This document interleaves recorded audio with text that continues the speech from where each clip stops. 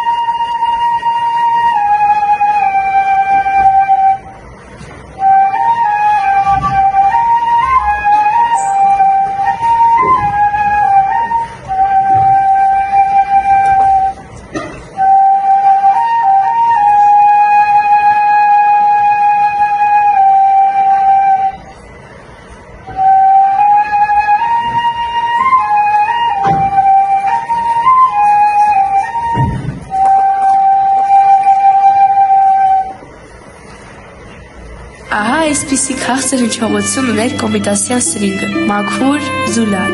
Հենց հայկական հնչողություն, որն ամեն անգամ հիշեցնում էր հայի մաքուր ու անզուգական երգի մասին, պատմում էր հայկական անուշաբույր դաշտերի ու սառնաշուչ լեռների գեղեցկության մասին։ Կոմիտասյան սրինգը, որը լավագույնս պատմում էր հայի սրտի խոսքն ու հոգու աղաղակը, պատմում էր հայի ուրախության ու տառապանքների մասին, ուրախ և տխուր, լավ և վատ օրերի մասին։ Կոմիտասյան սրինգը, միշտ լսելի ու անզուգական, Կոմիտասի սիրելի սրինգը։ 1869 թվականին սեպտեմբերի 26-ին Անատոլիայի Քյոթահիա քաղաքում ապրող Սողոմոնյանների ընտանիքում ծնվեց հանճարեղ Սողոմոն Սողոմոնյանը, հենց ինքը Կոմիտասը։ Ցավոք նրան անուրախ մանկություն էր սպասում, դեռ 1 տարին չլրացած մահանում է մայրը, և փոքրիկ խնամք հանձն է առնում հայրական տատը, Մայրամը։ 11 տարեկանում նա կորցնում է հորը և կիսա թողնելով ուսումը վերադառնում է հայրենիք, արդեն որ բացած և անօթևան։ Նրան հաճախ էին տեսնում լվացքատան սառը քարերին քնած։ Իր ծննդավայրում նիհար, գունատ, արտաքինով պատանին հայտնի էր որպես թափառական փոքրիկ երգիչ։ Հրաշալի ձայն ուներ և շուտով վիճակահանության միջոցով 20 որբերից նա ընտրվեց Գևորգյան ճեմարանում ուսանելու համար։ Գևորգ վարդապետ Դերձակյանի ուղեկցությամբ տեղափոխվեց Էջմիածին, որտեղ և սկսվեց նրա դժվար, բայց և փառահեղ ուղին երաժշտարվեստում։ Էջմիածնում անցկացրած տարիներին Սողոմոնը համերթակից եղավ հայկական մշակույթին և մասնավորապես հայ գրականության ու պատմությանը, բայց նրա վրա ամենամեծ ազդեցություն թողեցին հայ գեղեցկի երգն ու երաժշտությունը, և ուսումնառության տարիներին նա իր կյանքը նվիրեց ժողովրդական երգերի ու երաժշտության գրավմանը, ուսումնասիրությանը և մշակմանը։ Անգնահատելի է նրա ավանդը բանահավաքչության գործում, շրջելով հայաբնակ բազմաթիվ գյուղերով, բնակավայրերով, մեծն երաժիշտը ձայնագրել է հայ ժողովրդական բազում երգեր, այդ կերպ մոռացումից փրկելով հայ ժողովրդի ստեղծած մի ամբողջ մշակույթ։ Նա առանձնահատուկ հարաբերություններ էր հաստատում եղջյուրների հետ։ 1893 թվականին ավարտելով ուսումն Էջմիածնում Սողոմոնը ձեռնադրվում է որպես կուսակրոն քահանա, ստանալով 7-րդ դարի հռչակավոր շարականագիր Կոմիտաս կաթողիկոսի անունը։ Այսուհետև տաղանդաշատ Սողոմոն անվանակոչվեց Կոմիտաս վարդապետ։ Լուրջ մասնագիտական կրթություն ստանալու նպատակով 1895 թվականին ուսում է ստանում Մակար Եկմալյանի մոտ, իսկ հաջորդ տարի մեկնում Գերմանիա։ Բերլինում Ռիխարդ Շմիդտի մասնավոր կոնսերվատորիայում ուսանելուց բացի Կոմիտասը հաճախում է Բերլինի փիլիսոփայության բաժին։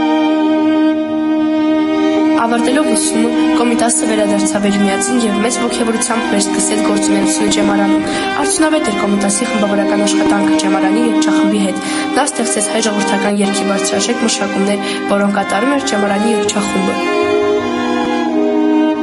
Կոմիտասը լրջորեն զբաղվում էր նաև հոգևոր երաժշտության ուսումնասիրությամբ և աշխատում հայկական խազերի վերծանման վրա։ Նրա գլուխգործոցը հոգևոր երաժշտության բնագավառում Սուրբ Պատարագն է, որը դասական նմուշներից է համաշխարհային երաժշտության մեջ։ Մի առիթով Պարյուր Սևակն ասել է.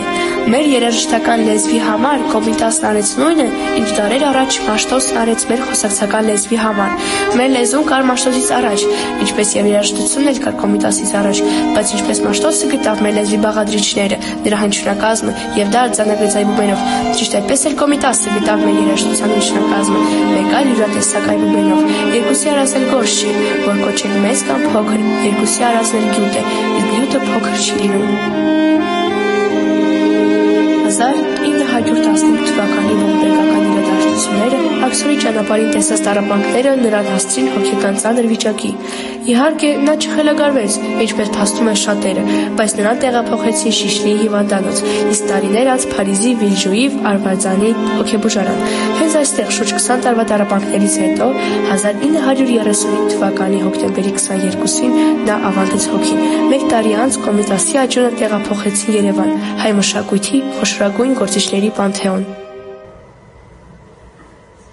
Դեթրոյթի բանկում հայ կինը ստաց սպասելի սերինում։ Մոտենում է սևամորթ տղայի հետ։ Հայ կինը բարբերաբար լսում է, թե ինչպես է սևամորթ կինը սասնում իր տղային, կանչելով. «Գմայդաս, come here, ում հետ եմ, այ տղա»։ Հայ կինը հետաքրքրվեց. «Ի՞նչ է ձեր տղայի անունը»։ Սևամորթ կինը պատասխանեց. «Գմայդաս»։ Հայ կինը բացականչեց. «Բայ, ինչ հետաքրքիր է, մենք ունենք կոմպոզիտոր, անունը Կոմիտաս»։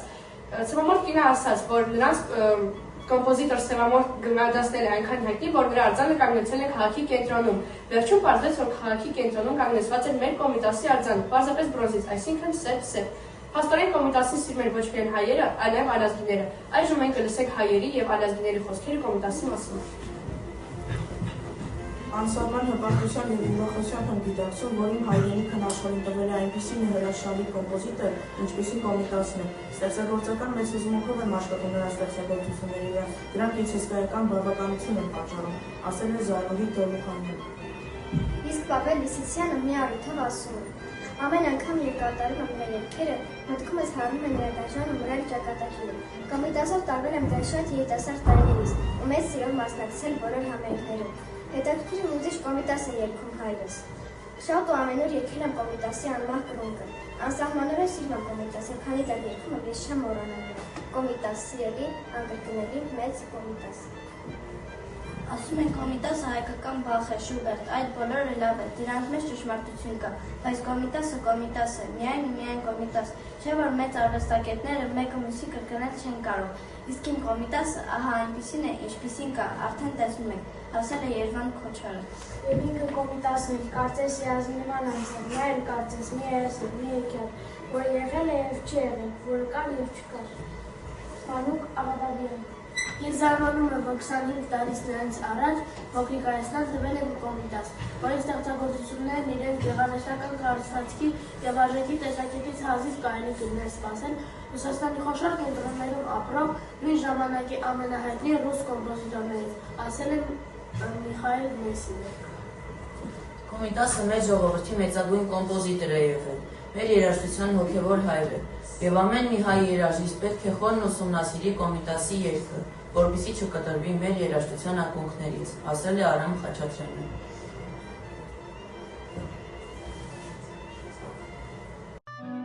Մենք այցելել ենք Կոմիտասի թանգարան, որտեղ ծանոթացել ենք Կոմիտասի կենսագրության և շատ փաստերի հետ։ Այժմ մենք կկիսվենք մեր տպավորություններով։ Թանգարանում ինձ ամենաշատը տպավորեցին Կոմիտասի դիմանկարները, որոնք ստիպում են ապրել Կոմիտասի տառապանքները։ Թանգարան մտնելուց մթնոլորտը ստիպում է մոռանալ ամեն ինչի մասին և մտնել Կոմիտասի աշխարհ։ Սրահներում հնչող վարդապետի ձայնը օգնում է տեղափոխվել նրա ապրած ժամանակաշրջանում։ Ես շատ մեծ տպավորություն ունեմ Կոմիտասի թանգարանից։ Այն շատ գեղեցիկ և հմայիչ ճարտարապետությամբ էր կերտված։ Ամեն անկյունում Կոմիտասի գեղեցիկ ձայնն էր հնչում։ Մենք տեսանք Կոմիտասի բացիկները, իր ձեռքով գրված նոտաները, իմացանք, որ Կոմիտասը եղել է շատ կատակասեր։ Ինձ Կոմիտասի թանգարանում դուր եկավ ինչպես էր պատրաստված Կոմիտասի աշխատասենյակը։ Նաև ինձ դուր եկավ Կոմիտասի նամակները, երբ նա կատակում էր ստացողի հետ, նաև իր ձեռագրերը։ Ինձ տպավորեց նաև Կոմիտասի մահադիմակը, որը պատրաստել էին նրա մահից հետո։ Ես իմացա, որ հնում հայերը եվրոպական նոտաներով չեն ստեղծագործել, այլ իրենց ստեղծած խազերով։ Ինձ համար տպավորիչ էր, որ թանգարանում պահպանված էր Կոմիտասի փաստաթղթերը։ Նաև տեսանք Կոմիտասի ստորագրությունը և ձեռագրերը։ Ինձ դուր եկավ Կոմիտասի ձայնը, որ հնչում էր թանգարանի ներսում, գրեթե ամեն անկյունում։ Ես Կոմիտասի թանգարանում տեսա և ծանոթացա, թե ինչ կերպ էին ավելի վաղ ժամանակներում նոտագրում երգերը։